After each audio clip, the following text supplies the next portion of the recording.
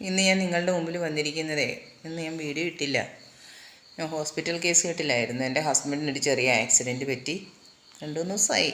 അപ്പോൾ അതിന് വേണ്ടി ഹോസ്പിറ്റലിൽ പോയേക്കുമായിരുന്നു. വീഡിയോ ഒന്നും എടുക്കാൻ പറ്റിയില്ല അവിടെ വെച്ചിട്ട്.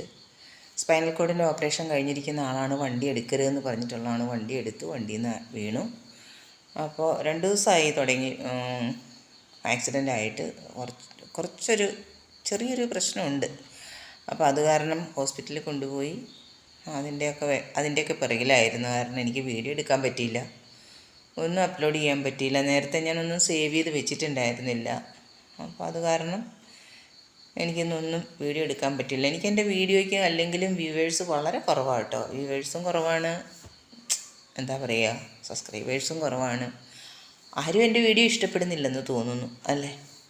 പോട്ടെ, സാരല്ല. നിങ്ങൾ ഇഷ്ടപ്പെടുന്നുള്ളവർ മാത്രം കാണുക.